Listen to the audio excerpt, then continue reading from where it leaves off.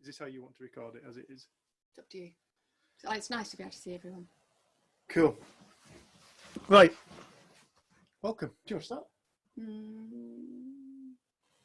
Don't know. Welcome, everybody. First one for a couple of weeks. Ali and Alan, we saw you in person not so long ago, and that was such a treat. That was such a beautiful couple of hours for us. We really enjoyed getting to see you and meet you in person. So thank you so much for making the effort to come. Yeah, hope everybody's well.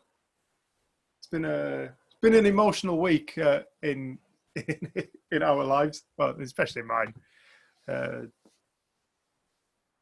It's been interesting. I had a car accident day before yesterday. Day before yesterday, and I wrote my dad's work vehicle off and wrote the vehicle off in front of me and smashed up a cherry picker on the back of a big truck, big van, smashed the box up, and it was a proper mess. And I don't know, it was quite interesting. Last couple of days I've found myself in spaces of emotion that I don't often find myself in anymore. But it's been quite a humbling experience, really, and it's been quite interesting to kind of go through this experience and shock, I suppose you'd call it. I think you'd call it shock. To go through this experience of really just feeling like I'm having a really shit time, and then to kind of see the kind of responses. My ex-wife, God bless her, came round, and I haven't been with Rach now since 2012. And the moment I walked in, and she just looked at me and went, "What's wrong with you?" I went, "What?" I said, "Still, see, you can still read me." She said, "Yeah." She said, "I'm really worried about you. What's up?" I said, "I think I got a bit of shock from a car crash." And everybody was all right, like. And it was really interesting because Rach knew me at a time when life was very different. And she was trying to fix me, as she always did. God bless her. She's trying to fix me and trying to help you feel better. Yeah, trying to help me feel better. That's a better way of putting it. And I was invited to a party, and I just said no. I said, "Look, I'm just going to sit quietly. I just really want to sit quietly, if I'm honest. Just be quiet. That's all I want. Be quiet and just get a really early night." And then I was getting texts saying, "I think you need to come down, have fun, loosen up. The kids will cheer you up. Kids will cheer you up," and all this stuff. And I was all right in my kind of, in my shock. I was all right in that. And last night, you and I went to bed, and it kind of, at some point, it just lifted. And today I just found myself in a far different day, in a rather beautiful day, to be honest. Until we did our tax return. Till we did the tax return. Then I found myself back in beyond shock to absolutely, this is shit. Yeah, it's been a really interesting couple of days, and I'm thankful nobody was hurt. It was entirely my fault. But it's been quite an interesting thing, and I think tonight's topic, you chose tonight's topic. Mark just said he let you drive his car. You'll know better next time, Mark. Shut up.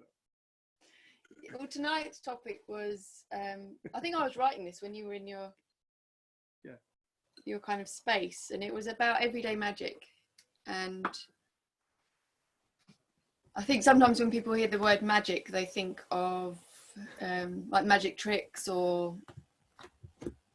but it was just like, I've been noticing so much in front of me that's magical.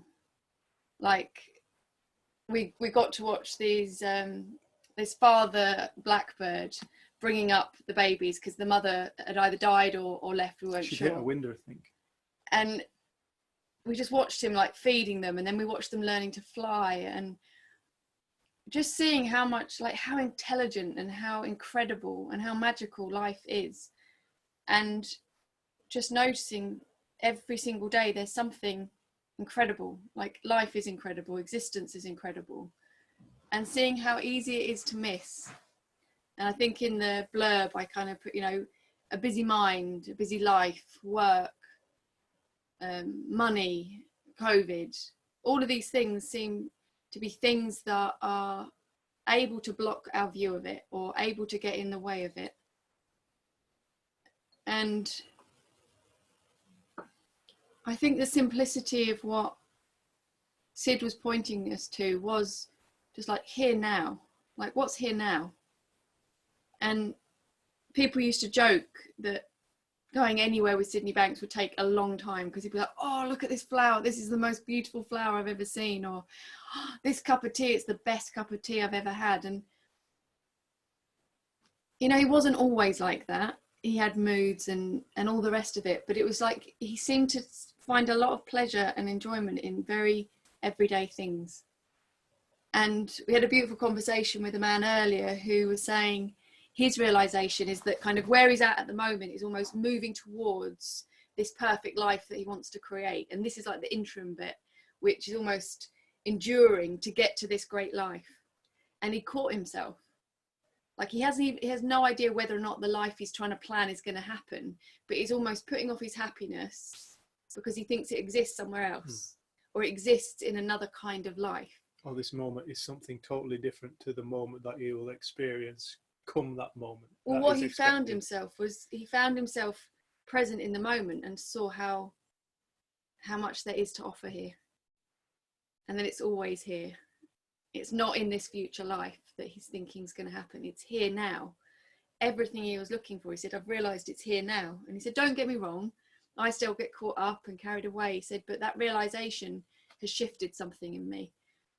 And it was so nice to hear because it is one of those things that it seems we forever put off our happiness. Even if it is when I finish work, then I'll be all right. Or when I get that promotion, or when I've paid off that debt. When I finish the tax return. When you finish the tax return. But that was a beautiful example because I felt so excited to be doing a tax return in July. Normally we're doing it on about the 25th of January and it has to be in by the end of the month. Yeah.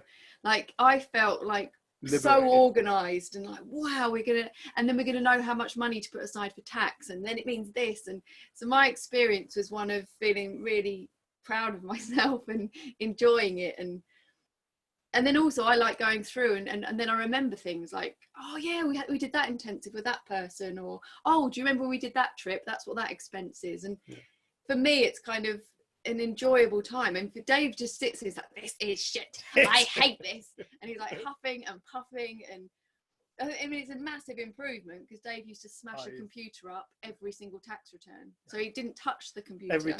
Every next year's tax return had a new laptop on it because I'd go oh, bloody. So thankfully we haven't had to do that since 2012, which is it's a really beautiful thing. But I think that you see that there's evidence for this everywhere. Like it so looks like that makes you stressed, and you don't really give a shit that looks like it makes you stressed. You just get stressed, and to me it makes absolutely no sense. And then me being on the motorway in our new van and it's starting to rain and there being loads of traffic and I'm freaking out and Dave doesn't get that. He's like, what? Just drive. Stop being a weirdo.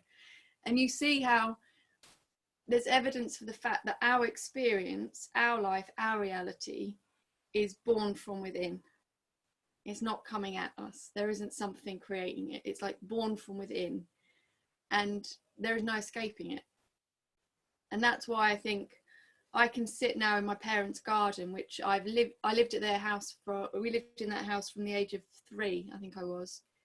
And I see stuff in their garden and I notice the sound of the birds in the morning. And I think, where was I when I actually used to live there full time? Who was it who was saying that? Oh, it was Kate, wasn't it? She's not on. Was it Kate who said to us the other day how she would normally have been going, shut up, birds, 4 o'clock in the morning. Shut up, birds. Who was it? Was it somebody online? Was it Kate? And then she said, and this morning she said, she was, oh, it was Kate. She sent us a message. And she said, and this morning she said, I listened to the bird. And she said, it was the most beautiful bird I've ever heard. She said, normally I'd be telling it to shut up. And she said, it was so beautiful, I even considered, I don't know if she actually did or not, but she said, I've even considered setting my alarm to wake me up so I can listen to the bird again. And this is somebody who is just starting to see the beauty in what people would normally consider to be the mundane. It was like she walked into her son's room and he was doing his work and had the window wide open, and she said all she could hear was traffic. And she said to him, my goodness, how are you concentrating with all this noise? And he was like, what noise? And like, to him, he was just involved in whatever he's doing. And she just said, it's like she's just starting to see how much she stresses herself out. He said, there wasn't any noise of the traffic until you pointed it out to me. So, yeah. But it is I feel like what we are starting to explore within this conversation, and I always say starting. I always say starting because what we are talking about is the essence of life. And when you really start to become aware of the essence of life, you really start to become aware of that what we're ultimately talking about, we are simply scratching the surface of it. The nature of life is something that we can talk about these principles, how life, in language, in words, how life shows up in the hope that people can go within themselves and realize for themselves that it's true. But the essence of life itself will be a mystery forevermore.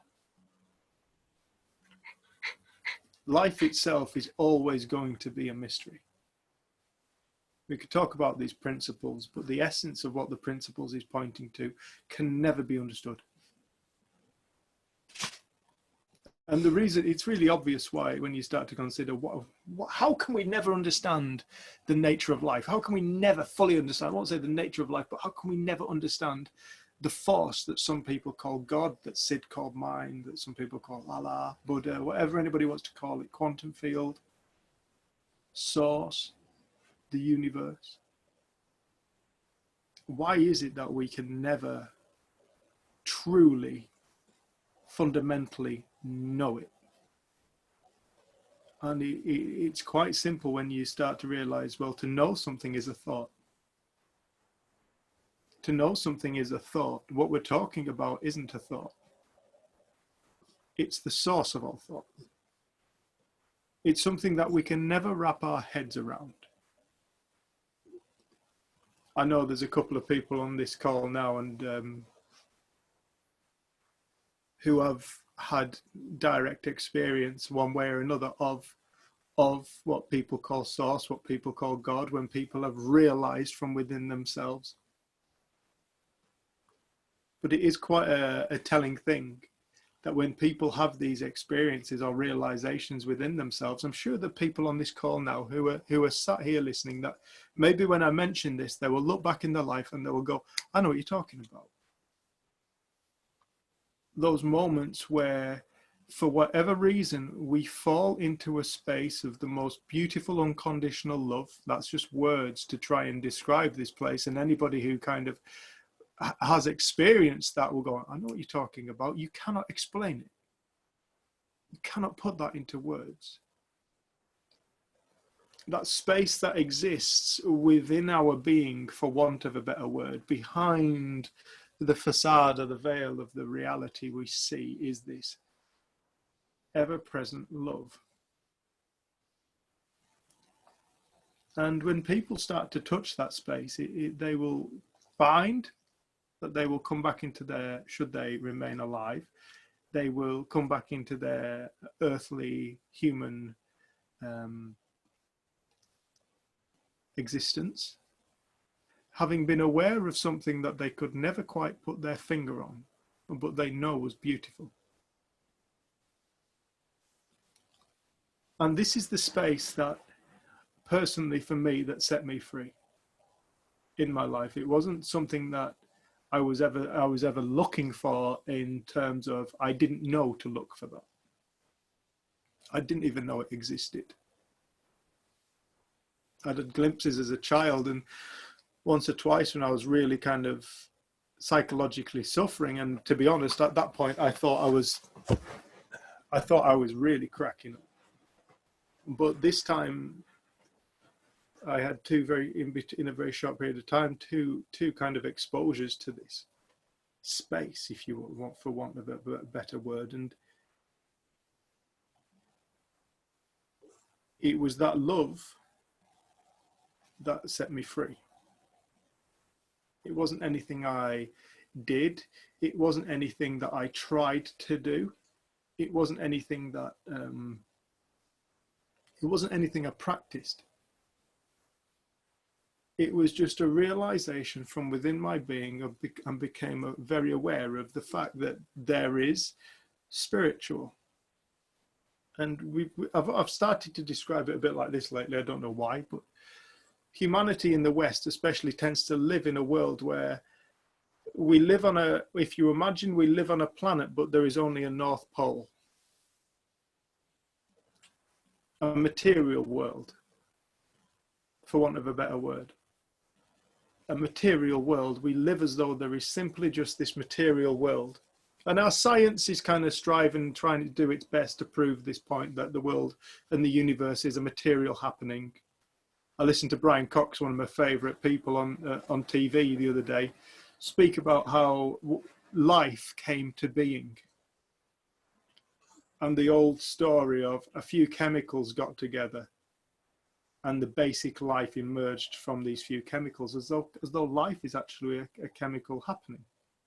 Consciousness is a chemical happening. I was really sad to hear Brian Cox say that, and still say that, and still pump that message out to the masses, that life is just simply a bunch of atoms. It's all fluke. It's all chance. There is no point. You would just have to endure this happening because it's not your fault. It's just what chemistry did. But you had to turn the telly off. I had to turn the telly off. I was like, Brian, get off the telly. No, Brian, I'm going to write you a letter. But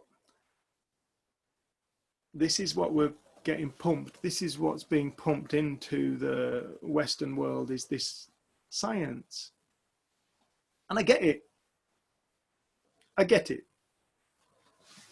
For a field that absolutely, categorically will not, whatever the hell you want to, no matter what, will not accept the idea that there is such a thing that people call God, that there is this force that creates, that is deeply intelligent. It will never bring into the equation of the planet the South Pole. And I feel like that's what Sid did for the world. He helped people wake up. He was saying, look, there is this polarity in life. There is this duality in life. The appearance of a duality in life. We live in what looks like a physical earthly plane. But did you know it's all a spiritual dance? Did you know that there is this force behind life that is so beautiful? If for one moment your being claps eyes on it, and I don't mean with these eyes, I mean from within our being, if we become aware, you will become aware of a freedom so free, and you will recognize that it is you. And once you start to recognize that this is you, you will come back into your life as a human being. And you will know you cannot get life wrong. And you will know that you are free. You will know that there isn't a single thing in this world that can imprison you. It can incarcerate your body, it can tie your body up, but it cannot incarcerate your mind.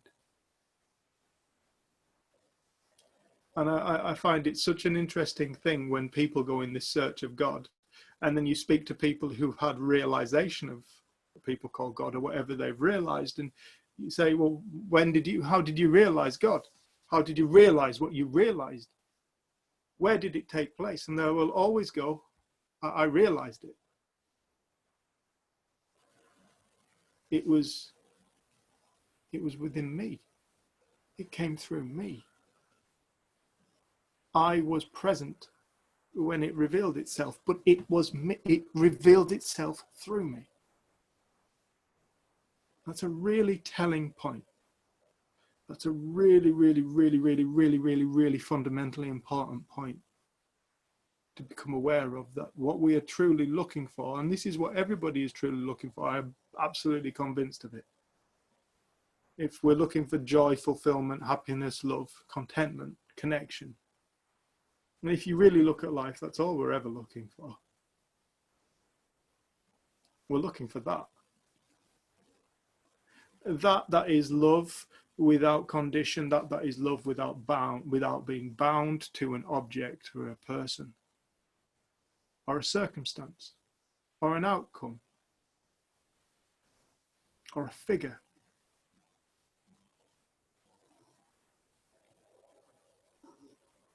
And when we start to become aware of that, when we truly start to become aware of magic,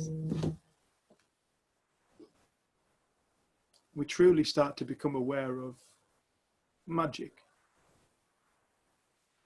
Because going back to my first point, you can't know it. You can become aware of it. It is you and you are it. You can become aware of yourself. But the true self, nobody can ever truly know. I think we've watched lots of interviews recently with people that have had experience, and the common thing is they'll say, I haven't got any words for it. And then whoever's interviewing them will ask them to describe it. So then you can see them kind of go into their memory to try and describe. And I know that it was interesting watching you go from being blown open to this freedom, to this life, and then learning and listening to people share their opinions of what they thought this was pointing to, and you losing your own magic, your own. And I know that I didn't realize how lost in the form of the principles I'd become until it kind of all fell apart again. And I realized I didn't know anything, and how I've made a few apologies to people where I'd got so arrogant and argued that the principles was like, it was the way almost, or it's the simplest thing, it's this. And I've gained so much respect that there's people all around the world who've had an experience and then they try and share with other people with words what it was like. And the words are never going to be it. And I've had so many times where I've thought, right, this is the best way of sharing the principles. Like, this is going really well. Like, I feel impacted, people I'm working with are impacted. And then I'll almost have some kind of, it'll be a way of sharing. And then at some point that changes and I realize it's not impactful anymore. It doesn't mean anything to me anymore.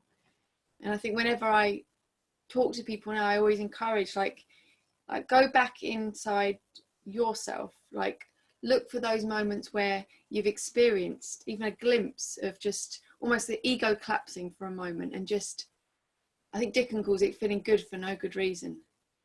And whenever he asks people in a seminar, can you remember a time when you have felt good for no good reason? People have stories of, I was washing up this time and I just got filled with this undescribable feeling, and everything was just, it was just okay.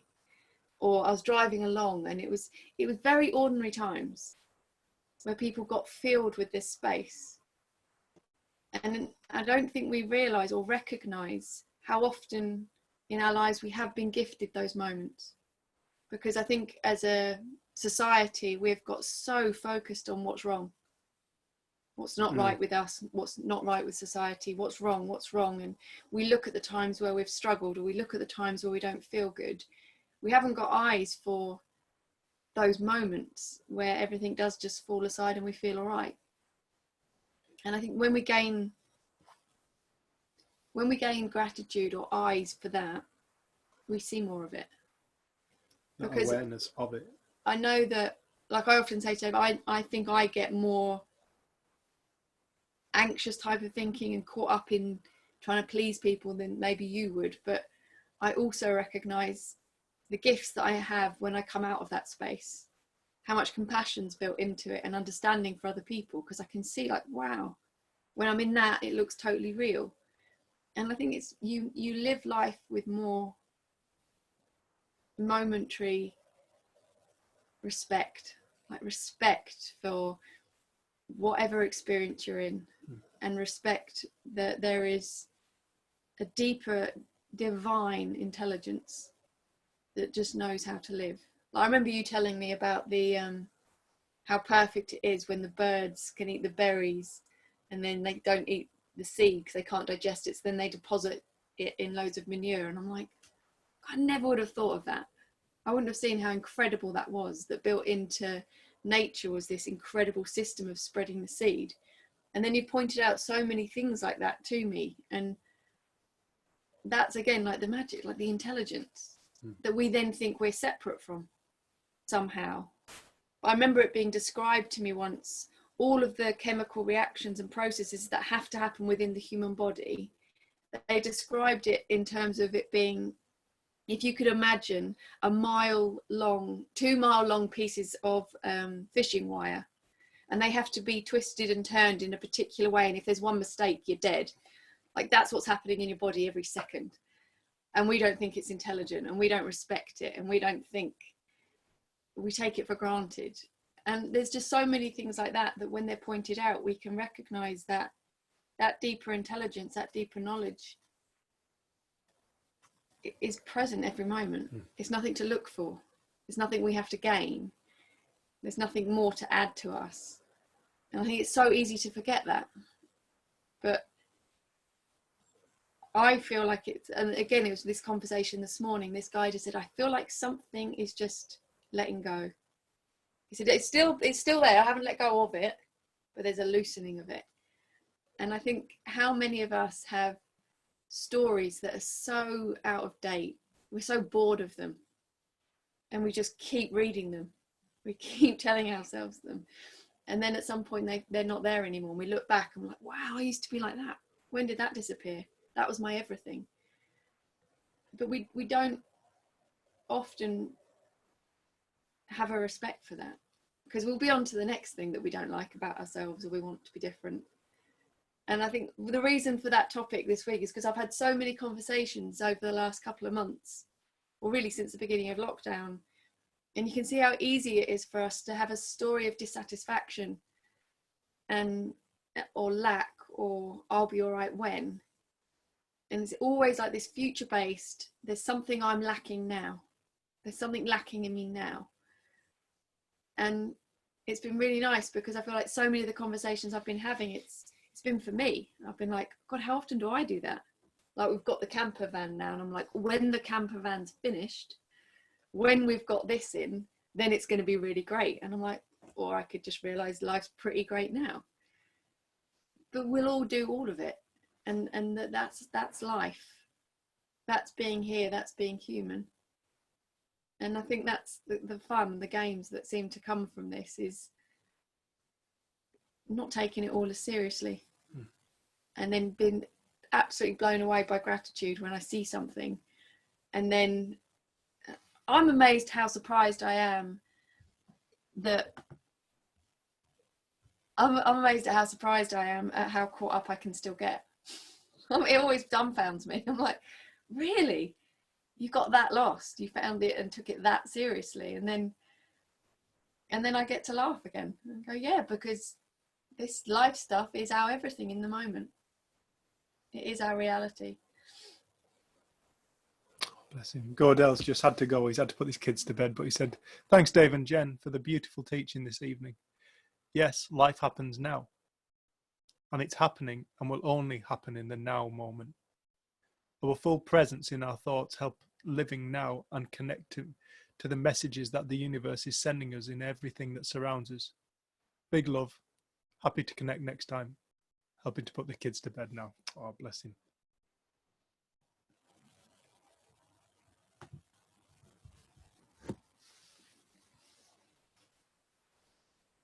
Yeah.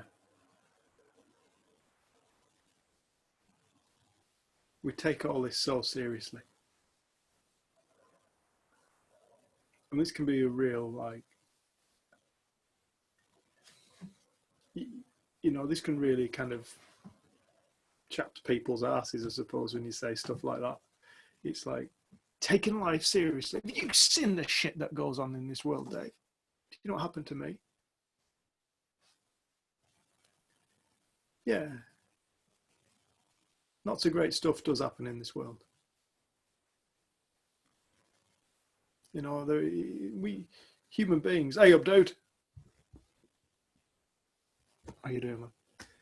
Human beings, you know, we don't always treat each other with respect, and we don't always treat the planet with respect, and we don't always do awesome things to one another, but we do take life really seriously. We think that life is a serious thing. You know, and it's that question, you're like, where was that dreamt up at? At what point in humanity's time did we dream up that life has to be serious? We have to be serious in order to look like we're doing well in life or whatever. You know, we train kids from a young age. We get them at the age of 4 now, possibly 5, and we're like, right, start concentrating. Start taking skills seriously. So we start to instill into kids that life is a serious thing, that we have to take life seriously. Where's the frigging joy? You know, you look at these kids and you're looking at these beautiful little sparks of divine energy that are just born into this world. They're fresh, they're full of inspiration, they're full of magic and awe of life. And then we go, bang, no, stop doing that, stop daydreaming, stop doodling, stop doing this, go and stand outside, pay attention, blah, blah, blah. And we knock it out of these little people. And then as we go through life, we start to believe these people who have been told the same thing in their past. Obviously, they've started to believe it. And before long, before you know it, we're stuck in this system of life, and life starts to look difficult, and life starts to look like a drag, and we're not good enough. I'm not good enough. How many people do we hear say that? I'm not good enough. I'm not worthy of love. I'm not, you know, and I just want to be noticed. I just want people to take me seriously.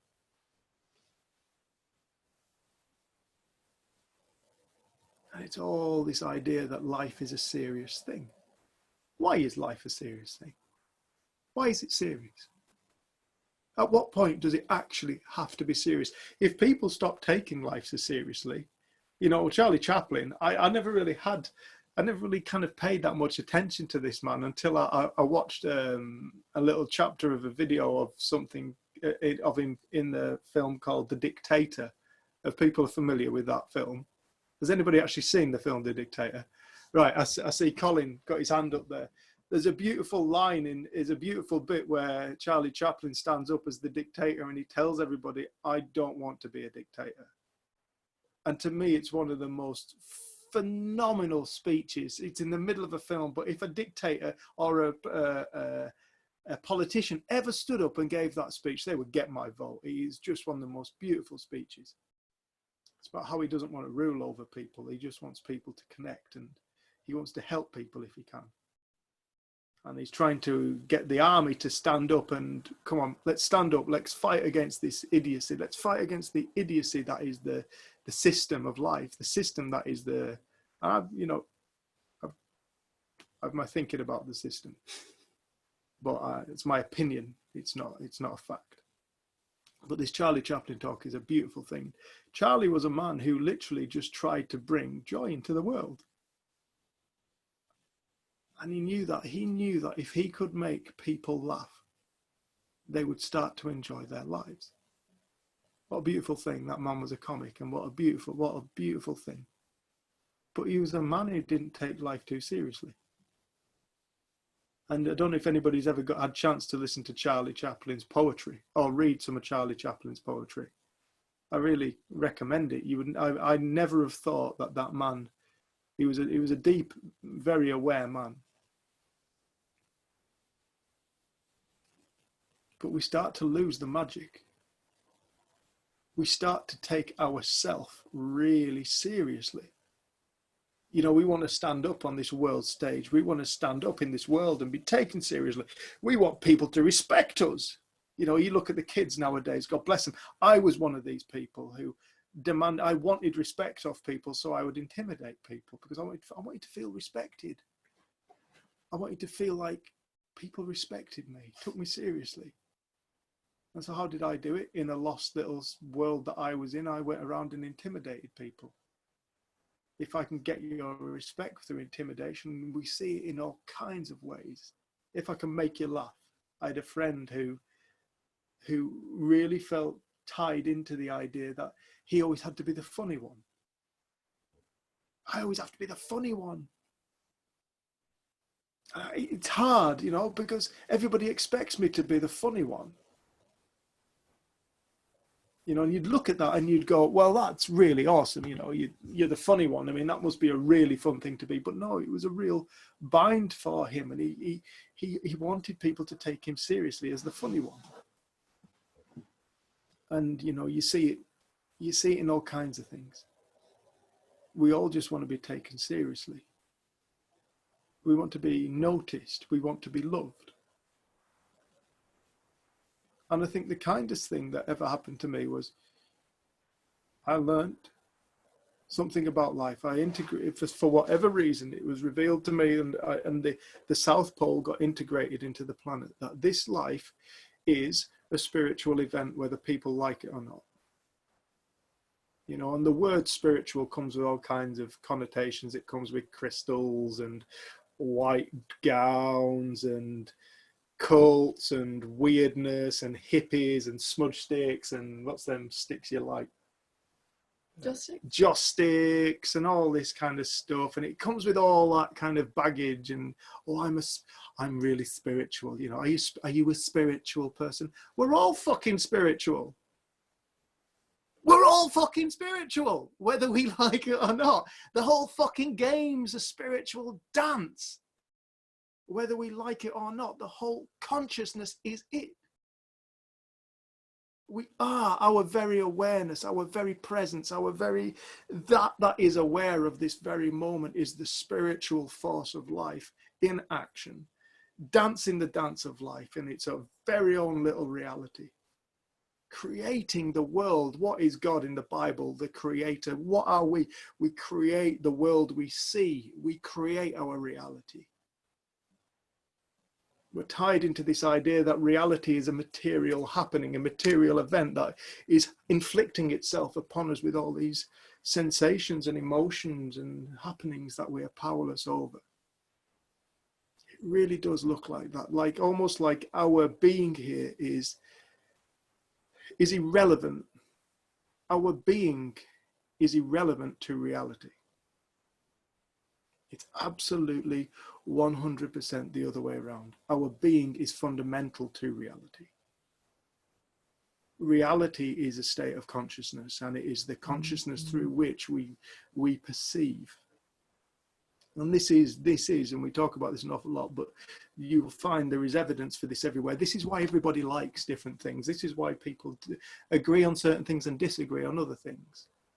This is why some people are Christian, Catholic, Muslim, Jewish, Hindu, Buddhist. You know, this is why we have all these different religions going on, because people, we all think differently. Every single person on earth is a free thinking state of consciousness. And whatever we think, and when I talk about thinking, when I talk about thought, people quite often go straight to thinking. Thought is something that, again, we can never truly know. Thought, the power of thought. When you look at thought, when you look at this world, when you look at the material world, it is a finite happening. Everything is finite. We are born and we have a finite amount of time on this planet before we then depart, before we leave, before we die. The suns are born and suns die. Planets are born and planets die. Moons die. Everything, trees, everything has a finite existence. It has a beginning and an end. Does form. But if you really look closely at the power of thought and you ask yourself a question, can we ever get to the end of thought?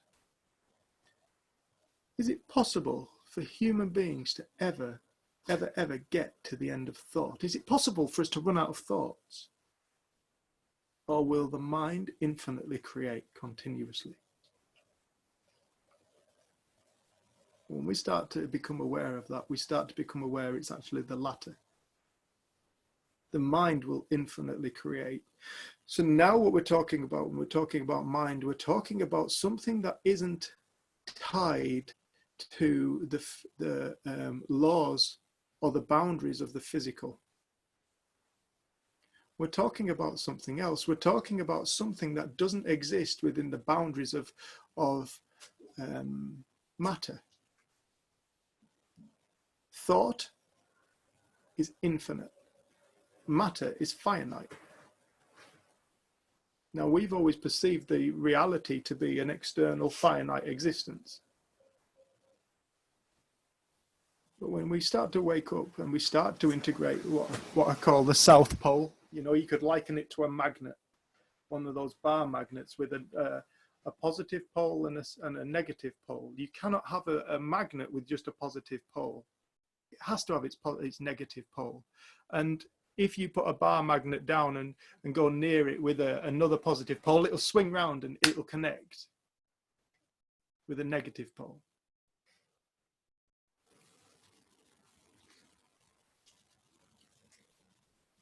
The negative pole, the spiritual in this instance, well, once science starts to integrate back into, and it is starting to at a certain degree, at a certain level, once science starts to reintegrate the spiritual, it fucked it off a few hundred years ago because it didn't want to be part of religion. It wanted to be something separate. It wanted to be something it could prove.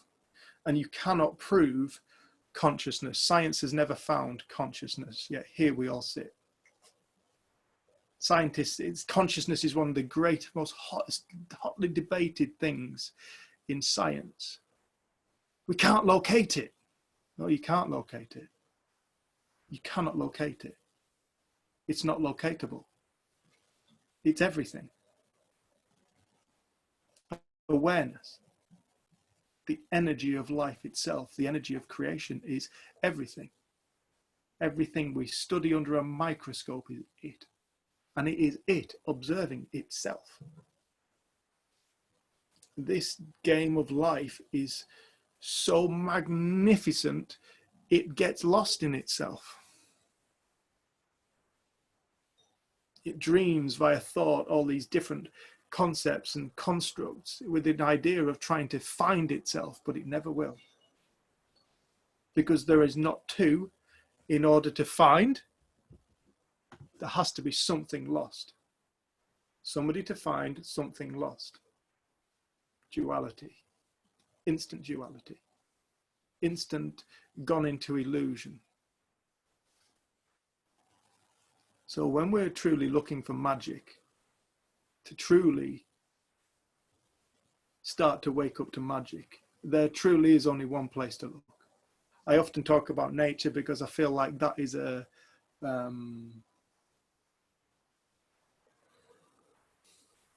there's evidence for it everywhere in nature.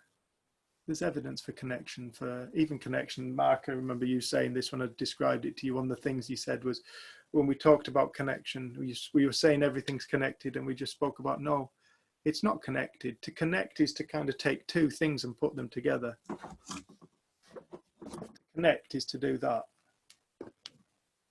It was never disconnected in the first place. There was never anything separated from this universe. There was never anything separated from each other. You know, it's been said time and time again, we're all one. Everything is singular, showing up in different ways. This is the magnificence of this creative force.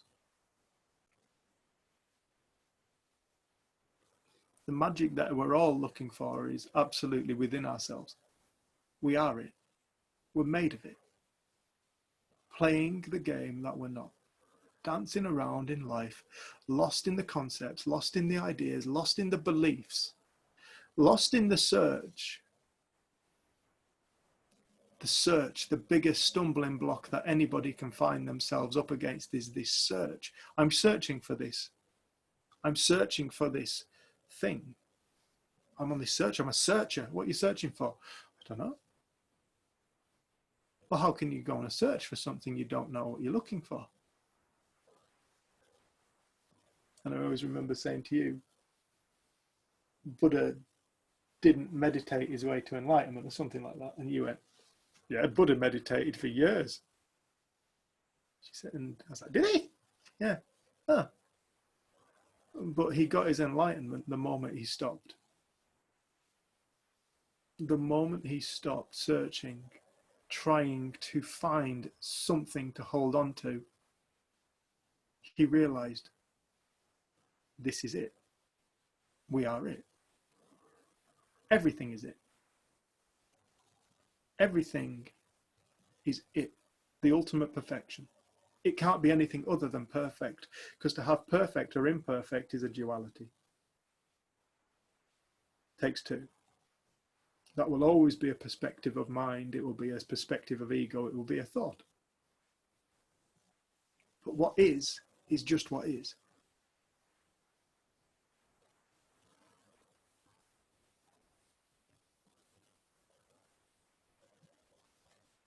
Has anyone got any questions or anything they wanted to talk about? Just aware we've just spoken non-stop since 7 o'clock. Is it? 10 to 8. Oh, yeah.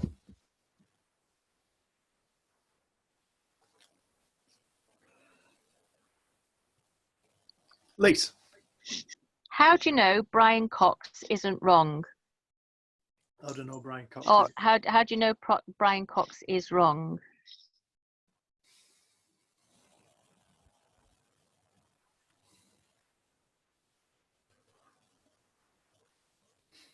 We study the physical in science. Brian Cox is a scientist. And we study the physical. Of course we study the physical. What else would you study? What else can you look at underneath a microscope, anything other than creation itself? You cannot look underneath a microscope and study the uncreated. It's impossible. And so it's like with psychology and psychiatry and the study of the brain.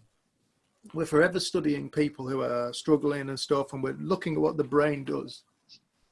Yeah, the brain's doing that. It's like I was diagnosed with chemical imbalances. But nobody once stopped to ask me what I was thinking. I was telling my brain, what have you been thinking a lot about, Dave? And why is your brain releasing all these chemicals?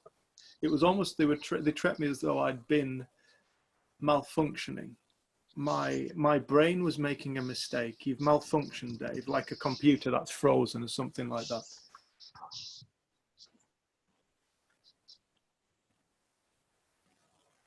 So it makes sense for us to study the physical. But when we look at the brain, I'm talking about the brain now, but when we look at the brain, and I hope you can draw the similarities. When you look at the brain and you see what the brain does when it fires a neuron, when it creates a neurological pathway, and we study that and we go, that's the reason why you're like that. You've created these neurological pathways. You've created these neurological pathways. What's created the neurological pathway? What's told the brain to do that? What's telling a neuron to fire? What's telling the brain to release the chemicals? What's that knowledge? What is knowledge?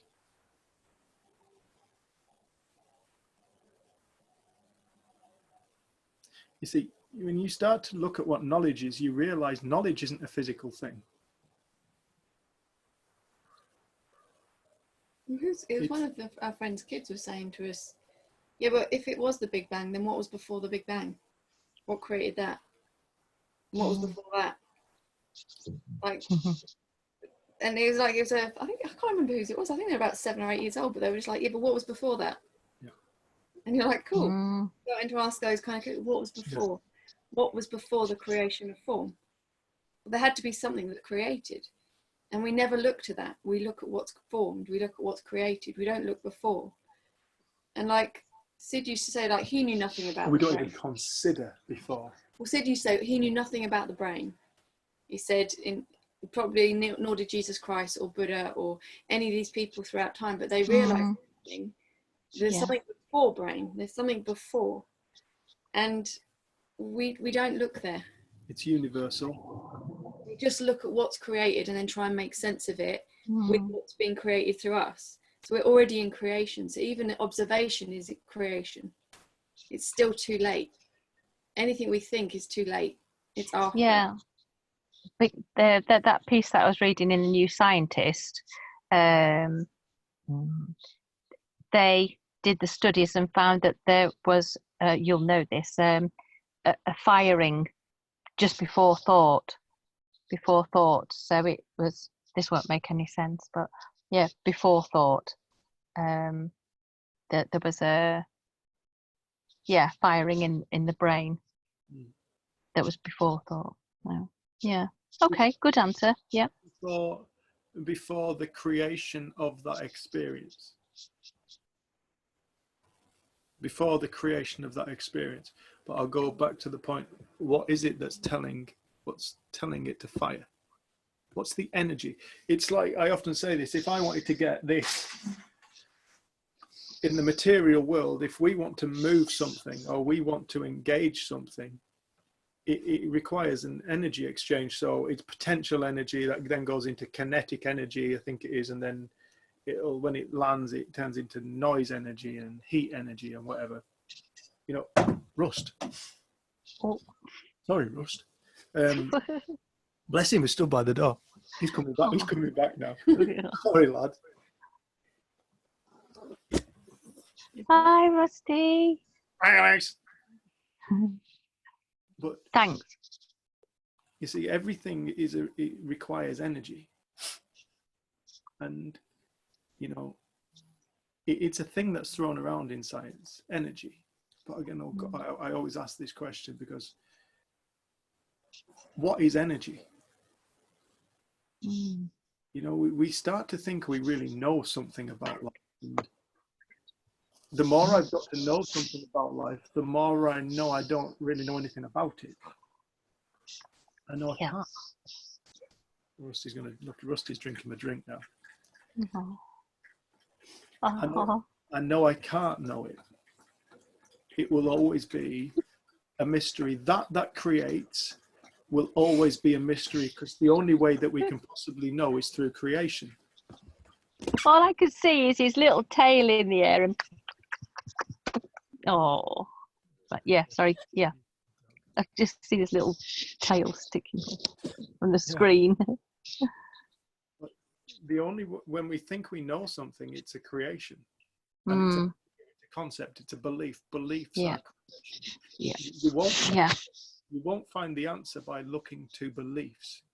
Oh, I believe this, I believe that. You can believe whatever the hell you want. That's not it. That's creation. Also, I think your main issue with that program and Brian Cox was that he was teaching it as if it was fact. We weren't there, we don't know. And I think that's one of the things we've started to realise. I think I mentioned it on one of these calls before, but when we're up in Cairn Holy, there's in Scotland, there's a place called Cairn Holy, which is like standing stones. And there's an American guy that's been studying them for the last 10 years. It's brilliant. And Dave's mum asked him, how long have they been there? And he said, well, I've been studying them and coming here for the last 10 years. So I know that they've been here for at least 10 years. And he said, and I've seen photographs of them from the war. So I'd pretty much say that they were here during the war. Before that, I don't know. And I love that answer. Like all of us were, because we just take what we're taught or what we learn as factual. And like, there's certain things now where, like my nephew was studying archaeology at uni to begin with, and he said he didn't like it because I kept telling him it was true. But it's our best guess given what we can study in the form. We don't know ultimately whether or not it's true. And I think when we start having a more open mind, I feel like we get gifted more knowledge. Yeah. But I think I feel like we're surrounded by so many other people's good ideas and information, and we've lost touch with the fact that all knowledge comes from within. And that connected is the wrong word, but it's the only word we have, but that space, that intelligence, that knowledge that spans everything can bring something far more useful for our lives than anything else that we can read. So it's not that I don't read and I watch things, but I know that it's when I have a realization from within, when I see something, insight, it's far more powerful for my life than someone else's good idea. And this is why people can be told over and over, don't do that, don't do that, don't do that, don't do that, don't do that, don't do that, and they'll go and do it time and time, don't do that, and then one day they go, oh, this is shit, I don't want to do this anymore. And it's like, it has to come from within us. It's like any addict. You cannot help an addict until they wake up and realize it has to come from within there. Well, I think I mentioned it on one of these calls, but Dave always gets the ticks off of Rusty and pops them outside. And same with fleas, anything like that. He just gets them and puts them outside. And I'm always a bit like, fleas, ticks, get them away from me. And then a couple of weeks ago at my mum's, I was sat stroking Rusty and there was this flea on him. And it was like really burrowing in and stuff. And I was just like, I got a piece of tissue, I gently got it off and I popped it outside. And like my sister had run in with a glass of boiling hot water. She said, oh, the only way to kill them is if you put them in hot water. And there was something that I started to see, and I'd been having a conversation with my mum that day because she loves to talk about, she loves to try and figure this out. She wants to know, she wants to understand. How is God love, or how is this intelligence love when there's all this shit happening in the world? And one of the things I started to realize is if I see myself as separate and better or more worthy, or I see Rusty as more worthy than that flea or that tick, then I mindlessly kill it. It doesn't mean anything to me. I destroy it. I don't see it as part of me. It's something separate that needs destroying. When we start to see all life as this conscious state, I feel like we act different. And then you can scale that up to all of the things that we see in the world today. So like people going to war because they believe they're right and the other people are wrong. So it's justifiable. Yeah. It's total justifiable negativity. But you can see the innocence in that. Because if you then scale it back down, well, it's just a flea. Well, it's consciousness. Why just a flea? Why not as good as? And you start to see how easy it is for us when we separate and we create hierarchies and more worthy and less worthy, that we act in ways where we're destructive. So I have a lot of compassion for things that used to make my blood boil. Like I can hear about things that have happened and actually my heart goes out to everyone involved in it, even the person that was maybe the perpetrator. And I think that's different. And one of the things I was trying to say to my mum is, I don't think the world needs more negativity and judgment and hate and self-righteousness. Like, I feel like I'm more drawn to help people wake up, start to see their connection, start to see their wholeness, and then see how they then act in the world. I think that will be how the world changes. But if I just sit in judgment and hate and negativity, then I'm just part of that. And I think it feels like that place of not knowing and not separating is what is revealed to us through this kind of conversation. Because Sid was bringing everything back together as whole. He said he experienced death of ego and then got to come back and he tried to share it with people. And he spent his whole life trying to get people to see how simple it was. And people kept overcomplicating it. But you could see he spoke about the totality of life. You know, it's in every flower, it's in every insect, it's in every person, it's in every tree, it's in everything. This consciousness is It's not separate. It's not, and you can see it takes self and other to judge. So we're back in that dualistic way of thinking. That's like when Jesus said, split open a piece of wood and you will find me there. Turn over a rock and you will find me there. He wasn't saying you'll find Jesus. He was saying you will find consciousness, me. That if I say to Mark, who are you? Mark, I'm me. Colette, I'm me. Josh, who are you? I'm me. You know, it's like we're all me. Whoever you speak to is me. We're all the same. And that's just a lingual thing, but the point is, and this is why people often talk about the I. Who is this I? I am. I am sad. I am happy. I am angry. I am grief-ridden. I am depressive. I am this. I am that. What is that I amness that is present throughout the whole? The ever-changing experience is what we focus on, but what's this I amness that is aware of it all? What is that?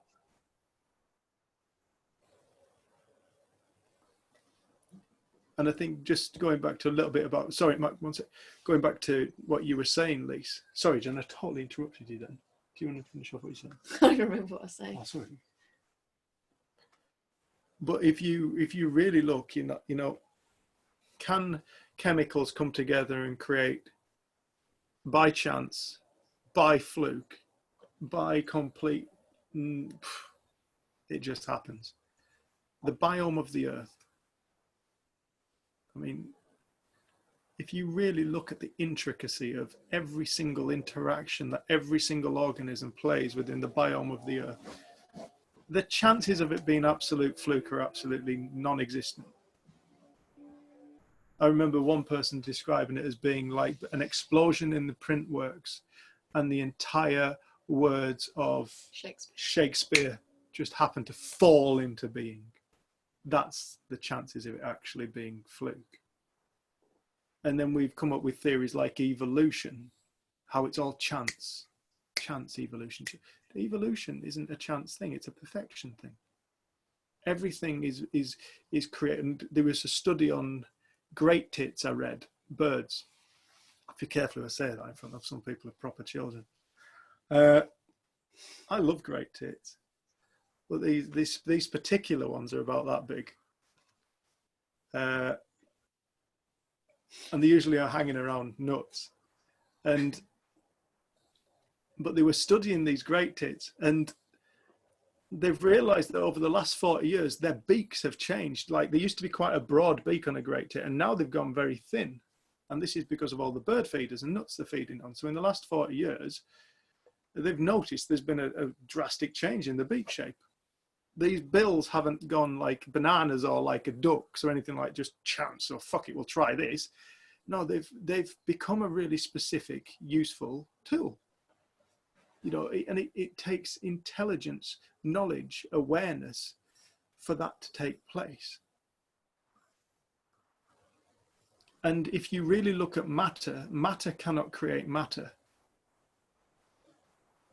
You smash this cup to pieces, or you knock down a house. You knock down a big house. It doesn't make more matter. It makes more mess. It takes the same amount of matter and just changes it. There's always the same amount of matter in the house. Or if I smash the cup, it doesn't make more cup. It can't make more cup. It's finite. But something can make the energy, something that can create the matter. And that's the invisible part. That's the part, the energy, this stuff, what people call energy, science calls it energy, religion calls it God, quantum field, whatever anybody wants to call it. They're fundamentally talking about the same thing. But it's that, the consciousness. Life is a consciousness state. It always has been and it always will be. You cannot have life without consciousness. Consciousness, the stuff that can never be found. People think it's a manifestation of brain. Some scientists argue it's a manifestation of brain. I stopped doing tree surgery when I realized trees were conscious beings. When I cut them, I reduced them, they grew back extra quick. They healed like I did. If I cut my arm, I heal, so do the trees. And then I started to read into studies where they introduced pests, caterpillars, and then the trees became aware the caterpillar was on. They flushed the leaves with tannins and acid. And at the end of this thing, it said, we know trees think. In the end of this paragraph in my forestry magazine, when I used to be a tree surgeon, I read this paragraph and it said, we know trees think, but we do not know how because they don't have a brain. Yeah, because we're so bought into the idea that consciousness and thought, as opposed to something that enlivens life, that brings to life this organism. You know, anybody who sees a dead anything, a dead person, a dead animal, that eye is not there in that form. It's not enlivening the life. It's not got the luster and that spark of existence, that awareness that all living beings have. So we must integrate that back in if we're going to start to get a fuller picture of what life is, and to start to understand life and people and the world and one another and ourselves and mental health and science. Everything needs to have this reintegrated back in, this awareness, this bringing back in the South Pole, the reintegration of the spiritual and the physical, and understanding that you cannot have one without the other. The two are the same thing. You can't separate it. And I feel like once people start to become aware of that, once people start to just open up their mind to the spiritual, and again, this is just a very loaded word, but I really struggle to find another one. Once people start to open up their mind to the notion of the magic that exists at the heart of every single thing, once they start to question, what is life? What are we? What invented humanity? What dreamt humanity into existence? Once we start asking questions about ourselves, how do I do this? How do I do that? And coming off ourself, the ego's forever trying to fix the ego. It never manages it. It's like we have people who come to us and they've been stuck for 20 years and trying to fix myself for 20 years. Oh, how's that going? Shit. Have you ever considered you're not broken? No. What do you mean? Well, have you ever considered that the thing you're trying to fix is a ball of memories? It's who you think you are. And that's always governed by what you've already thought. Have you ever realized that the thing you're trying to fix is actually a ball of thoughts?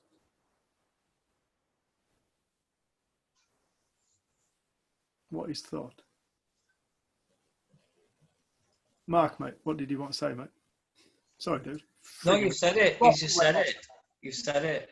No, but you saw. Well, it's just because I was, when you were saying about what is energy, and it just, it came to me like that. Well, see, God to me is, I know a lot of people don't like to talk about God, but to me it means something, and it's the consciousness of all things. And then I've been listening to Sid a bit this week, and then I never understood when he used to talk about soul. I never got that. I didn't know what soul was, and it was like, because it's words and there's a label to it, and it just meant nothing to me. And then, but this week, I don't know, and I was just listening to, and then I realised that it's in, when he always talks about going inside and looking for the feeling, it suddenly hit me that it's a conscious state, and it's not thinking it, it's going in and looking for yourself for that feeling. And once you find that, that's where you're touching your soul, your inner being or whatever.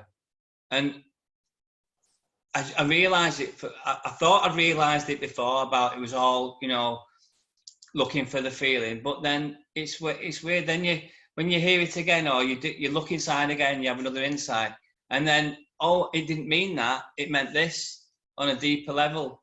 And now I understand when he says, like, the best thing you can do in life is just to go within and look for yourself and raise your level of consciousness, because you're doing more for the world doing that than getting involved in everything else about, you know, this and that, and playing, falling for the trap and watching the movie. Was if you're going inside looking for that feeling and find that feeling, that's where the beauty is, and that's where you'll find peace. And then that's when you realize it's all perfect. It's just that we're thinking, it's our thinking that gets involved with the thing, you know, that it's not perfect. It is. It's because it is. It can't be anything other. Mm. And you go back to say, you know, we're not saying that people don't do terrible things. It's that whole thing of, you know, we're in the news is terrorism in the West. Terrorists. But, you know, to the people who are fighting back against the West, they're not terrorists. They're fighting for what they believe in. You know, this is why there isn't any peace found in beliefs. It's that saying. I remember having a conversation with a Jewish lady, and she was terrorists, Palestinians. And I just said, well, to me, one man's terrorist is that old adage, one man's terrorist is another man's freedom fighter. You know, nobody believes they're going to war for fighting for the wrong side. Oh, I'm fighting for the wrong side. No, people go to war and fight for what they believe in. But when we start to look at beliefs, what is a belief? Well, a belief is something that's held within an individual. A belief is never a fact. That's why it's a belief. It's never a truth. That's why it's a belief. And you start to wake up and you realize, well, that's what ego's made of. It's made of beliefs. And it's a subtle thing. Most of the time, it's really subtle things. Shit, that didn't turn out the way I thought it should. I'm so me today, totally in my ego. I don't want to do my frigging tax return. Ugh. With the belief that it's hard, that it's pointless, it's life-wasting shit. There you go. You just get lost in it. You get lost in it, and I think one of the kindest things is to just let ourselves off the hook when we do. I think you quite enjoy it. Yeah, sometimes. No, nobody sets off to get completely, oh, today, right, I am going to get so fucking lost. I'm going to go off my tits. I'm just going to, nobody sets off to do that. You know, we fall into this reality that we each encounter in our very own way. Our separate reality. We are a separate reality. All born of the same reality. All born of the same consciousness, playing the game of all these different realities. Every single one of us experiences a different world. We see a totally different world. Sometimes, and we see this within our own reality, sometimes the world can look like a terrible place. Next day it looks like, yeah, it's cool. World's all right today. The world hasn't changed. The world's still the world, but the reality we've encountered has changed.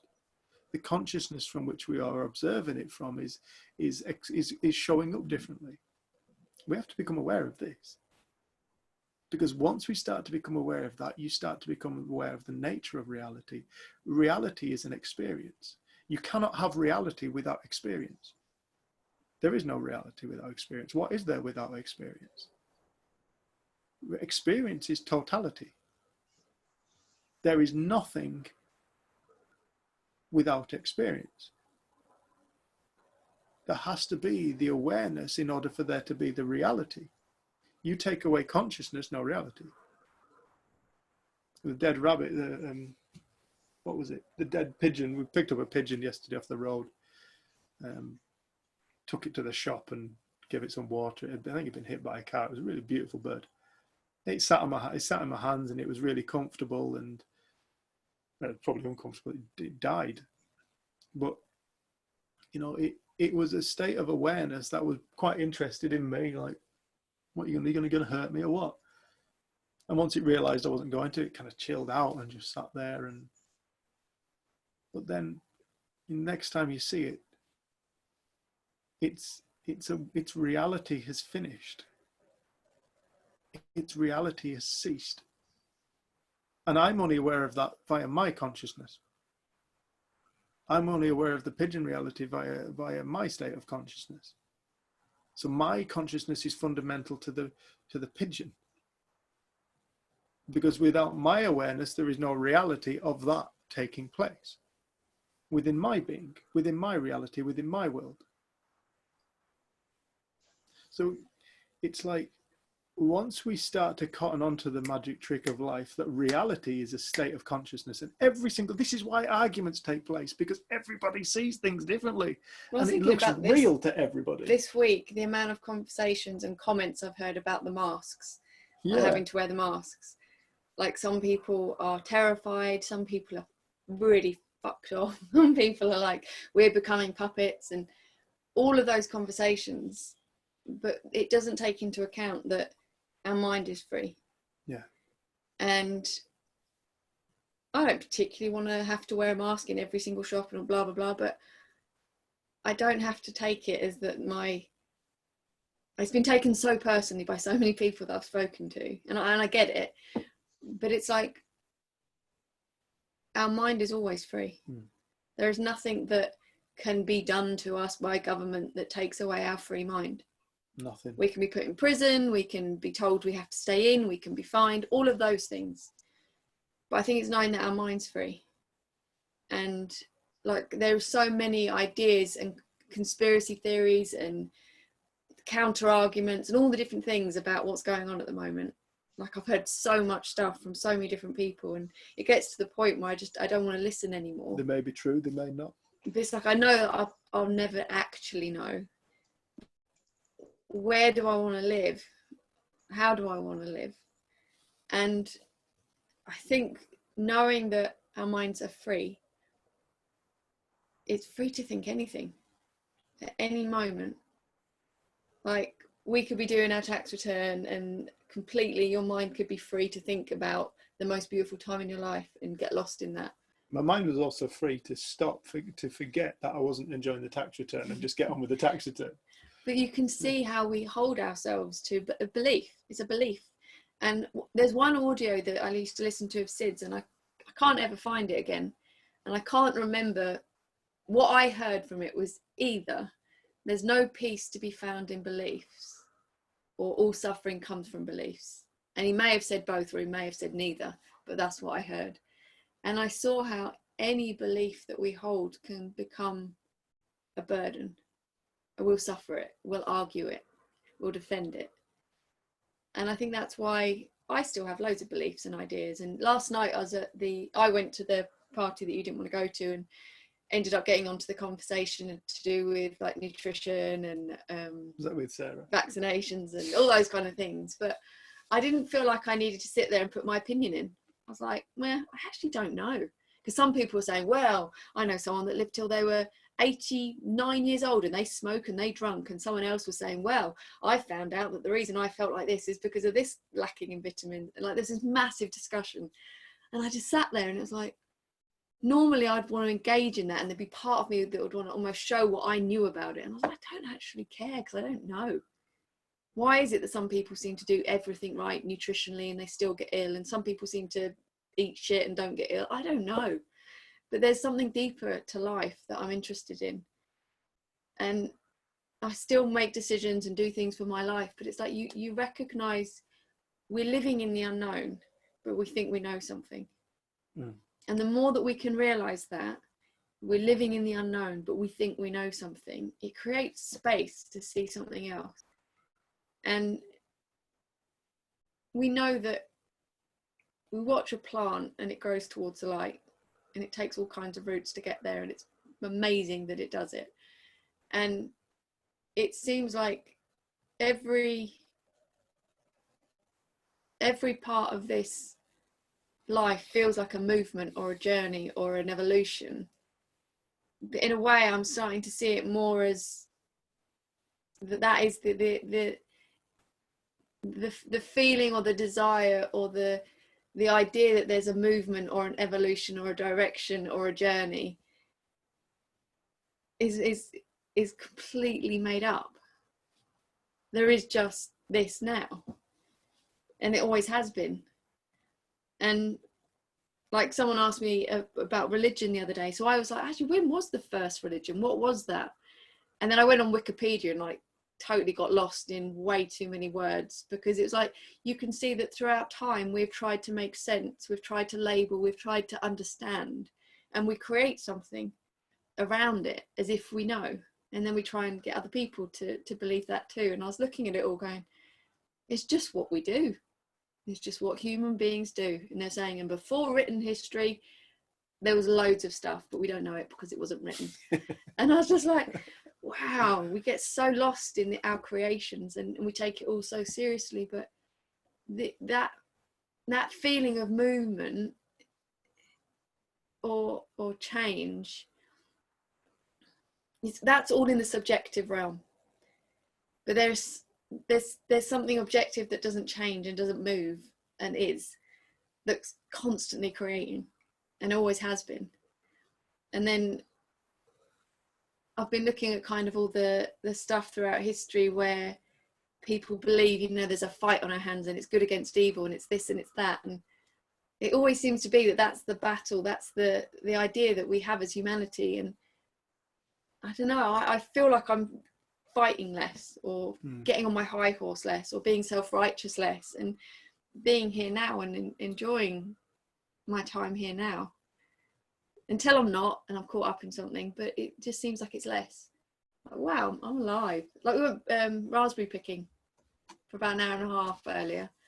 It was like, wow, this is like treasure.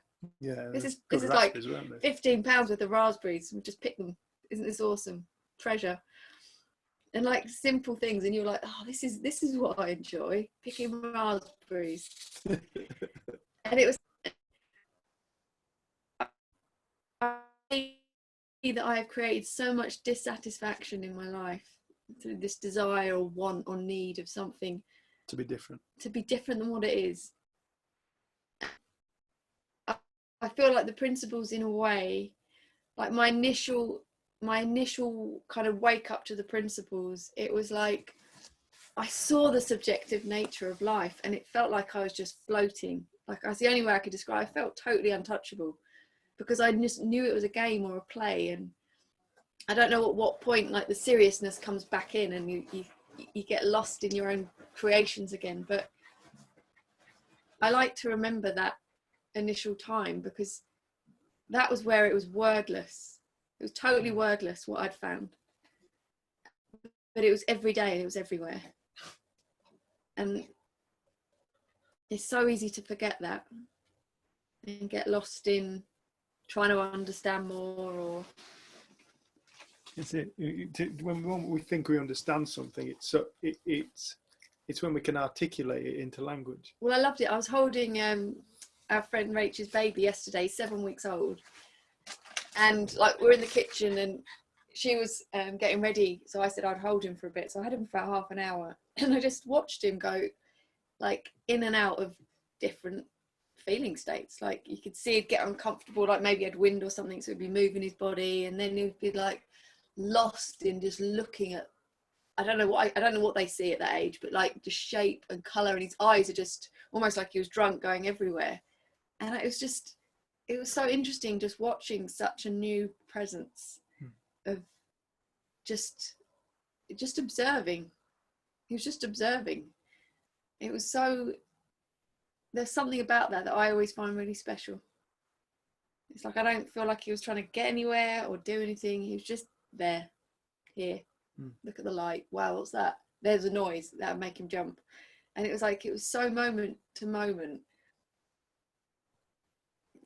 But, and you can see how he's got no idea about COVID-19 or masks or politics or environment.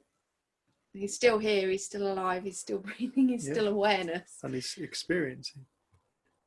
And you can see how subjective our own reality is. Like we're in the same kitchen, but I'm like, there's a door, that's a light, that's this, that's this. He's got no language, he's got no comprehension of any of that stuff, but he's still awareness. He's still having an experience. We haven't had a break. We haven't had a break. It's actually half past. Do people want a quick toilet break or tea break, or just want to go? We've got half an hour left, so it's up to. Lost track of Mark, time. Mark, you are the decider. Would you like a 5-minute break or not? 5-minute break. Cool. 5 minutes, everybody. So 25 to 9. Come back. Cool. Pause. I remember asking for evidence that what I'd found was real, even though I absolutely knew it was real. I just couldn't believe it. So I asked for a jay feather because I thought I've never found a jay feather in my life. And if I find a jay feather, all right, I'll accept it, because too many things kind of happened. I think most people, when they start to kind of get aligned with this, they start to find synchronicities coming in. What people call miracles or synchronicities start to show up in life, and little things that you cannot explain. What's the chances of that happening? 1,000,000 to 1. It happened. And I remember one of the initial things I said was,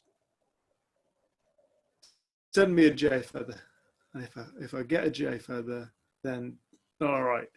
And it was about 10 days later, I went to fell a tree in a caravan site, and there was a bright blue thing. I thought, the hell's that? And I wandered over, and I'd forgotten all about this conversation I had with the ether. And yeah, and it was a jay feather just propped up against the bottom of the tree I was going to fell. I was like, bloody hell. And then more and more they came to me. I just got more. I found a load the other day, and there's something I think they're like little treasures, jay feathers. I love them.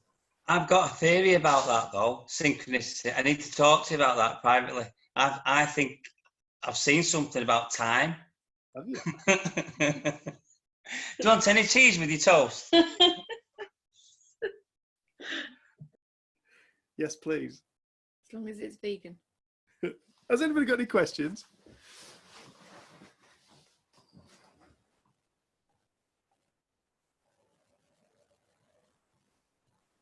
Hello, Josh.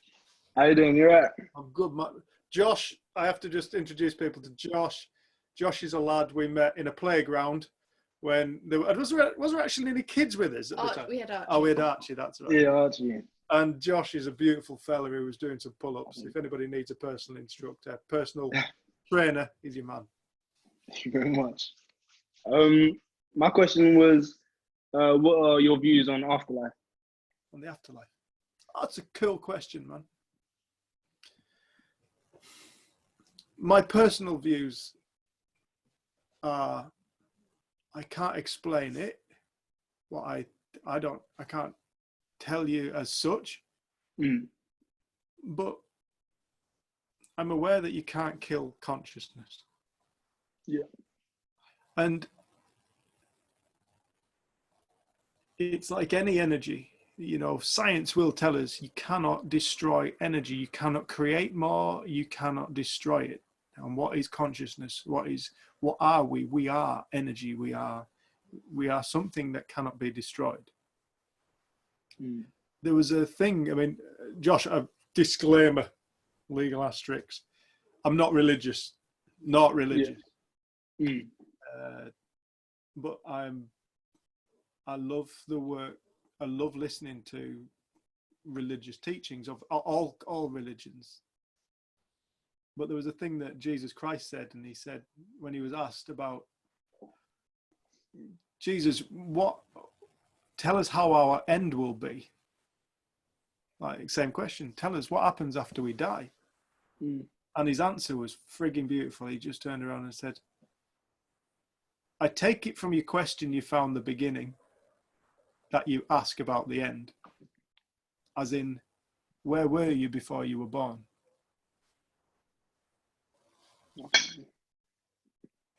I take it from your question you found the beginning that you then ask me about the end. He said, blessed is he who takes his place in the beginning now, for he will know life and will not taste death. And there was another thing he said was, when asked with similar question, where do we go? And he said, you will go to the light, but you came from the light. You are the light. the light being a word in the Bible that to me is absolutely speaking of consciousness, pure awareness. Wherever we shine awareness, we experience like shining a light in. You come from consciousness. You will go back to consciousness. You are consciousness. That cannot die. The physical will die, but that was never born cannot die. You came from it. You are it. You will return to it. And it's pretty much the same thing that quantum physics is talking about. You know, everything is made of energy and then goes back to what they call the quantum field, this field of energy, this field of nothingness from which matter materializes. We cannot explain it. The whole game is a frigging phenomenal, inexplicable event that from this field of nothingness, matter, atoms, the smallest particles emerge from nowhere. They come into being. Everything is made of that, and then it goes back to it. Same thing. You're talking about exactly the same thing within quantum physics. So I think for me, Josh, one of the most beautiful things was to start to become aware of the mystery of life is start to become aware of the mystery of death. And understanding that life and death are like the North Pole and the South Pole. You cannot have just a North Pole on a planet. There has to be its polar opposite. Like on a magnet, you cannot have a positive pole without a negative pole. You cannot have wet without dry. You cannot have light without dark. You cannot have loud without quiet. You cannot have whatever. You cannot have life without death, but likewise, you cannot have death without life. It's like the two become one. And once people start to, I feel like one of the greatest hindrances for people in people's happiness in life is their lack of acceptance of death. It's like, I don't want to talk about it. Don't want to talk about it. You know, it's too scary. I don't even want to think about it. I can't imagine me not being here. I can't imagine not being here. And it's like in our reluctance to consider our mortality, it creates an illusion of we will be here forever. Why? Because there isn't an end, and I can't think about it. Which then, in this kind of infinity of existence as us, we've got forever to do everything that we want to do. You and I spoke about this, Josh, and this is one of the reasons why we frigging fell in love with you. We're like that when we were walking away, like that lad's onto it, because you are a man who does what he wants to do now, and you were a ray of light to us when we saw you, and but you are somebody who embraces life now. So many people don't embrace life now. They're enduring life now. I was going to add, like, when I started learning about this, I was about 23, and before this I had quite a lot of ideas and beliefs about afterlife, all those kind of things. And at some point, through listening to other people and kind of exploring more, I kind of came to the conclusion that, you know, when we die, our story dies and we're just a story. And you're back to that wholeness, that oneness. And in my mind, it was like that was what was being shared with this understanding. And it didn't actually feel that great, but that's kind of what I thought was being taught to me. Since then, I feel like I've seen that it will be a belief, but I always want people to explore it for themselves, like what shows up for you. Like, and I used to do Reiki and things before coming across the principles, the Reiki healing and that kind of stuff, and I could never really understand it. It was just something I started doing, and then I got a qualification because I thought I should. And last year, one of our friends lost their dad, and I was giving another friend who's really close to them healing, and I felt like I got to have the experience of how her dad felt about her. And all I could say was like, I was literally just this love and this understanding. And I had this experience and I couldn't put it into words, and every time I saw her I just needed to hug her, and like I had so much love I couldn't explain it. It was someone that was a friend, but not a particularly at that point close friend. And then I kind of wanted to explain to her a bit about the experience, and I didn't know how, so it took me about 9 months, and she was leaving to go and live somewhere else. So I wrote her a card and I was trying to put it into words, and then I just sat there and I went, right, if this experience actually was something to do with your dad, and like there is something there of him that managed to communicate with me, like I need something to make me not look mad when I'm talking to her. So it's almost like I kept getting shown certain things. So then I wrote about them in this card, and then we got to see this person just recently, and during the conversation she told me things about her dad that then made my messages make sense. So we got to have a further communication about it, and just like, oh my God, that's mad. Well, you mentioned red shoes, didn't you? He just kept showing me these red shoes, and then she sent me a picture of her wearing these particular red shoes, and all the things just suddenly fell into place. And what I realized is that I don't actually know anything, but I don't want to take on other people's beliefs anymore or ideas. I want to be open to what life shows me, and my opinion can change. But I knew that when I thought that there was an understanding that I was learning about that had an opinion, which it doesn't, I'd believed someone that I'd listened to, and they were just giving me their opinion. It lost the magic for me. And I think I always just encourage people to find it for yourself, like what makes sense to you, be open to experience. Like I know that I sometimes actually in my mind ask, I'd love to see more around this. Like I'm so open to seeing something new, and then I'll either have a conversation or something will come to me. But I think it's that keeping your mind open, and not believing everything you're told. Like have an open mind and see what. The gift of skepticism. Yeah, because I think I lost quite a lot of magic in my life when I started thinking that the principles somehow did explain everything, that this understanding explained everything. Oh, so of course, well, we're just a story, we're just an ego, and the ego dies when we die, so then that's it. I don't actually know. There's a beautiful thing I found on the internet. It's a scientist, he's called Dr. Bruce Greyson. And he studies consciousness, and the way he studies consciousness is he studies people who have had near-death experiences. And I'll send you a link to this talk. It's one of the most fascinating talks. He's a really fascinating fella. He's talking about, he said, look, my science, he said, it's not, people don't want to know it.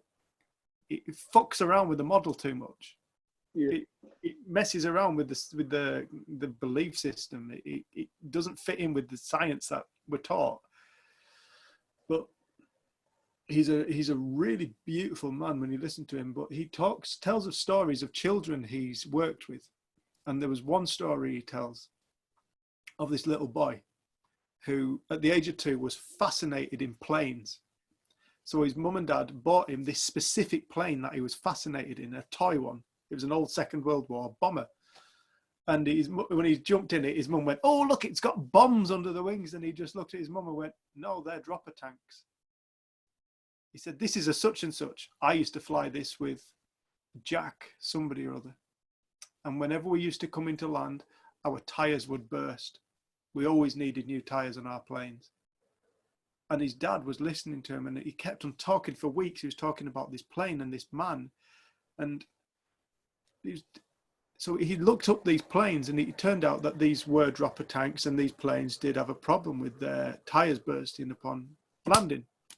And he's looking at this 2-year-old kid going, at the age of 4, I think it was, or 5, Dr. Bruce Greyson got to hear about this kid, and he went, and this kid talked about his sister. This kid could identify himself as the pilot. So when they went in to look up this pilot, he was killed along with this fella that this name that this kid was talking about. They were both killed in a plane crash. But it turned out the pilot's sister was still alive. So this 5-year-old kid was taken to this something like 80 or 90-year-old woman. And he watched Bruce Grayson said, I watched this kid walk into this room and he went, that's me, that's so-and-so, so-and-so, that's mine, that's mine, that's mine. And this woman went, he's right. And it's a really beautiful, I'll send you a link, and anybody I'll else. put it on the Facebook We'll page put it, as yeah, well. put it on the Facebook page, because it really is a beautiful thing to listen to. It will put a lot of life into perspective. It will open up our ideas of what is life. You know, we think we know something about life, but we think we know something about this world, but truly, what is life itself? What is life? Where is it? What creates it? What dreams up beings like this? You know, and you start to realize that life itself is a fundamental mystery, and it always will be, has to be. That's what's fun about it. That's what makes it lively. And we get lost in the idea that we know something. But this man is a scientist. He's got tons of data, hasn't he? And he said, data's there. Data's there. It's all on the internet. I've sorted it all. I've correlated it. He's got thousands of hours of conversations and people who have gone through operations. And they set things up in the operating theatres of people. When people are going through into the operating theatre, they put things like a letter on top of something you can't see. Or they'll put a number or a blue circle or something like that. And then people who have, many people speak of having near-death experiences on operations, and they'll come back and say, what did you see? Well, there was a blue circle on top of there. There was this number there. And they're not located in their physical body. The consciousness, their awareness is not located within their physical body at this point, because it can't be, because they've seen what they've put. So it's like, it is a really eye-opening, it's not even an interview, it's a talk he's giving at a Buddhist convention, isn't he? I'm not sure. Yeah, and it's a really beautiful thing that really kind of helps tie life together. Well, here's the guy also that right at the end, he talks about we are used to the Aristotle way of thinking, which is something's either true or it's false. Yeah. So we must prove it either true or false. And he said it's such a limited way of viewing the world. And actually in other cultures, they have, it can be true or it can be false. It can be true and false. And it can be neither true nor false. And I think when you start opening up to that way of thinking, your mind expands. Because if we have to be, well, is there an afterlife or not? Does this story or ego die at the end, or is it, I don't know, I feel like that kind of is because we constantly try and think of things in terms of it's either is or it isn't. It's either this or it's that. Whereas he kind of suggests that we have to broaden our way of seeing. And I love that, because I realised how limited we are to understand consciousness in our belief system. You have to understand it's not an on or off thing, it's an everything thing. It can be both things at the same time. It's like in quantum, he says, you know, in quantum physics, a particle can be in two places at the same time. It can be in a singular location. It can be away, or it can be nowhere. That's the Hindu, Buddhist way of, the way they explain the universe is the same way that quantum physics does, funnily enough. But in the West, we're trying to brought up in the idea that in the way it's either on or off, it's true or false. But I know you need to go, Josh, but I'll just quickly just finish off by 5 minutes. All right, I just heard the clock go. There was, you know, when another thing Jesus spoke about was heaven and hell. And he'd say things like, if you want to go to heaven, you must forgive. You know, really simple. You go to heaven, you must forgive. We were listening to a thing the other day, a biblical thing, and it was Jesus talking to a man, and he was saying how heaven isn't somewhere you go to after death. Heaven is a state of consciousness now. When you forgive somebody, you go to heaven. Why? Because you're no longer in the hell of carrying that grudge. What is hell? Hell is a confinement of consciousness, a limited way of seeing the world, a world full of ego, a consciousness so full of ego, so full of beliefs, it cannot see past itself. It will only see whatever we believe, we see. If you believe in ghosts and you hear a bump in the house, ghost. If you're so paranoid about burglars, or burglar, fucking burglar, you know, you could have 3 people sat in the same room. It was a burglar. It was a fucking ghost. I don't know. You know, and it's like whatever we believe, we see, and that is the nature of reality. It's a construction of thought, and it appears real to every single one of us individually as our own separate reality. Everybody lives in their own separate reality. We're not aware of that on mass, really. But he was speaking about how heaven and hell are states of being now. The kingdom of heaven isn't somewhere you go to after death. It's an ever-present reality. It's an ever-present reality. God's kingdom is within the heart of every man, woman, and child, he said. It is the creative force. And to enter the kingdom, you must become like a child. That was another thing he said. Become like the child. And he wasn't saying like become like a childish person. He was saying, no, drop the idea you know everything. Start to look at life with fascination and awe. Start to see the magic in things. Start to become aware of the magic of life. And then you will enter the kingdom. And this kingdom is a present reality as a human being. And when people enter this kingdom, when people enter this space of consciousness, it does something for them. They wake up and they realize it is all a spiritual game. And even those people who don't wake up to it, it is still a spiritual game for them, but they're playing the game that they're not woken up. And it was such a, it went, Jesus's message to me went from a message of one of like, yeah, all right, it's lucky for you, Jesus, isn't it? But Jesus was saying Christ is. Oh, wait, it was quite unlucky for him. Yeah, it was quite unlucky for him at the end. But Christ wasn't a man, it's a state of consciousness that everybody is. Christ consciousness. It's the consciousness that is the heart of life itself. It is that is the living part of life. The soul of every soul. The soul of every soul. Everybody is that. Everybody is Christ. Jesus was the man. Christ was the state of consciousness that he realized everybody is. That's why he was called Jesus Christ. But he was teaching us a message about now, about being a human being now, not save your points for after you die to be scored and ticked off on a tally. He was talking about living now. Become a passerby is another thing he said. Understand you are seeing each moment for the first and last time. Passerbys don't carry the weight of the past around with them. They are aware the past has happened and they leave it where it is. And they are present now in the ever-present state of now. He was giving us direct information about how to live a beautiful life. And to me, he was one of the most phenomenal teachers. But it got lost in religion, because then people turned Jesus into something like the Son of God. But he did say that he is no different to every other person on the planet. He said that I am no different to anybody. We're all sons and daughters of God. I am no greater than you, he would say. But religion turned him into this man who was somebody to be worshipped, and he was never somebody to be worshipped. He was a man who had a message that could wake up a planet. It could unify, it could unite the planet if everybody woke up and realized that they are all the same thing. So yeah, no, let's have to wait and see, dude. At the end of all that. Suck it up.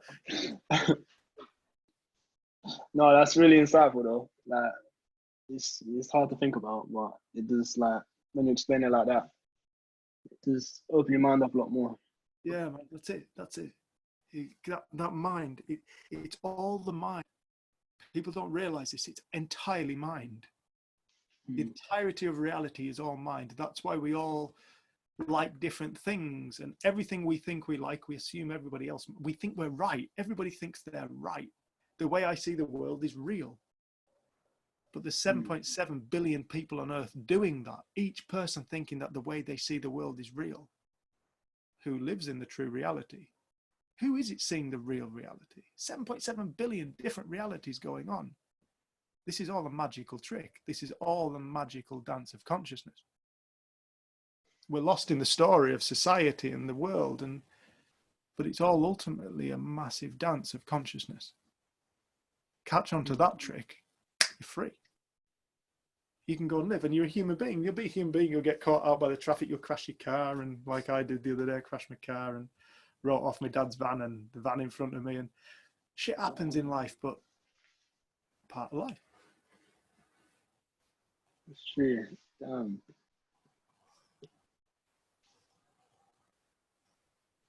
No, that's good. Good way to think. Good, man. I'm Thanks for joining. really thankful for joining us, and we're really thankful we bumped into you that night. No, that's that changed my aspect, being able to speak to you guys and just knowing that there's other people that think similar, which is good, because obviously a lot of people that I hang around with don't have the same thoughts. So it's good to see that there's other people who do think the same way. Next time we're down, I'd like to have a catch up at some point. No, definitely. That'd be really good. But no, I really appreciate you inviting me to the meeting. It means a lot, and thank you very much. Josh. No, thanks for coming. It means a lot for you coming, man. Thank you very much. I'll see you guys soon. Bye bye. See you soon, Josh. Take care. Bye bye. Bye. You too. Bye bye. Bye. Bye. My sister would fancy the arse off him. He's 20 years old. Yeah, that's what I mean. Cougar. She actually told him that as well. Yeah, I know. She would. She would leave him in tatters. Ali and Alan, you're now just shadows. Sorry. Oh, slight colour there. You're still there. You're not asleep. Has anybody got any questions?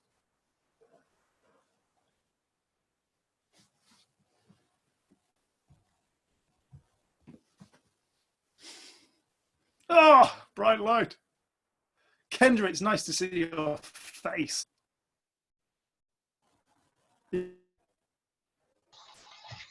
Thank you. You all right? Yeah, it's good to see you. Marley, all right? Yeah, he's all right. He's just behind the camera. He's been listening as well. All right, mate. Hey, everybody, nice to hear you. It was nice to hear you guys too.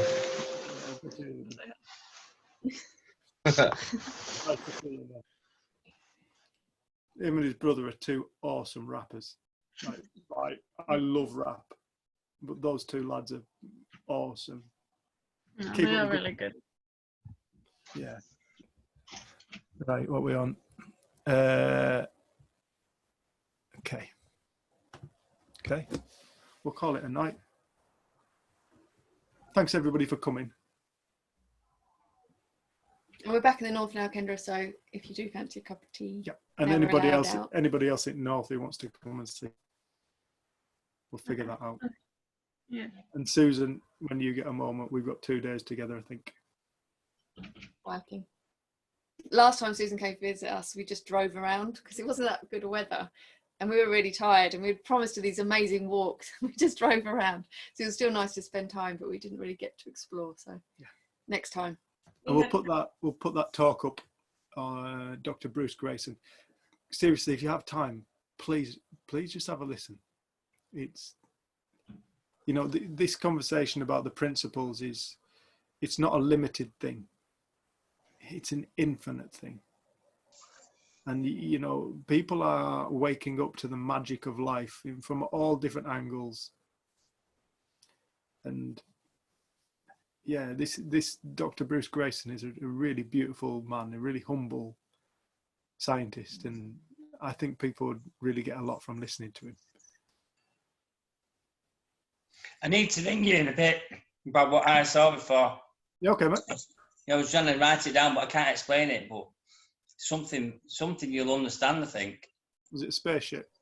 It's about time, and that there is no time. Have you been taking them mushrooms again? Yeah. Stop shopping at Aldi. No, keep shopping at Aldi if they're that good. No, that's nice, mate. There is no time. There isn't. It's a concept of thought. Time's it. Now. Right, everyone. Send you loads of love. Send everybody The loads of next love. group is 6th of August, because we're in Scotland next Oh week. yeah. Yes, the Oh. 6th Week of after August. Yeah. Enjoy. Hope Will it's summer do. for you. We're gonna go kayaking and chilling. Yeah. Bye, everyone. Right. Thank you, everyone. Loads of love. See you later. Take care. Bye. Bye bye.